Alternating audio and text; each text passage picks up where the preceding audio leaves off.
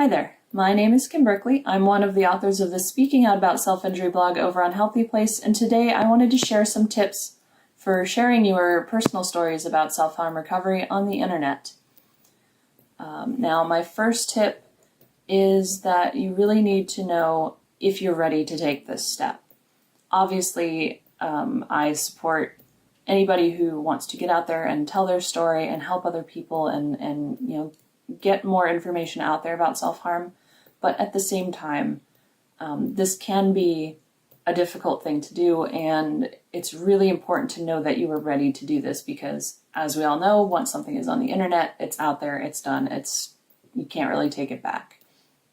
So that is my first thing, is just to know that not only can it be scary to put yourself out there and be vulnerable in this way, but there are also other challenges that come up that you really need to think about before you start doing this.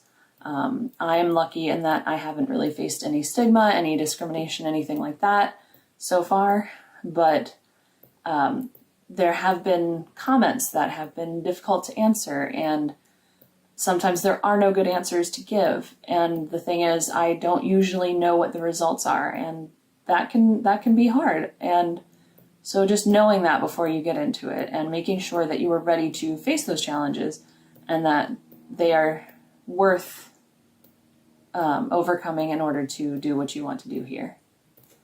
My second tip, if you do decide to go through with this, is to really make sure you know why you want to do it. If you are just writing for yourself, that is perfectly fine. Writing is a really great way to move forward with the healing process, but it is a very different approach to somebody who is writing for other people.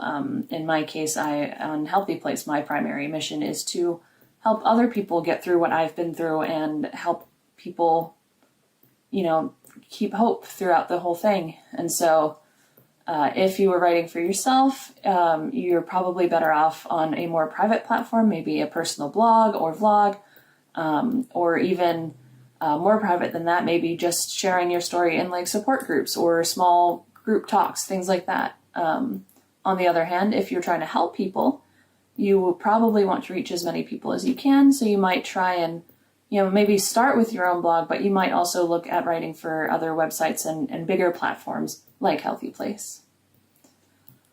My next tip is to make sure you know your boundaries. For example, are you willing to write under your own name, or do you need the safety and security of a pen name, or even just writing anonymously?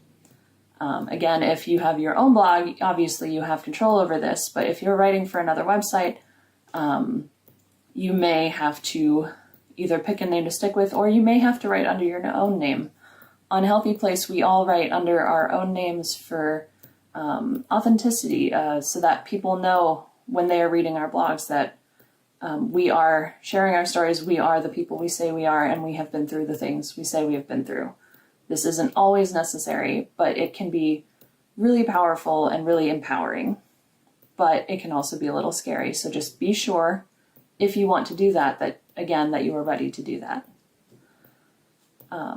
Finally, this is more of a suggestion than a technical tip, but I would strongly suggest that everything you write has a seed of hope in it.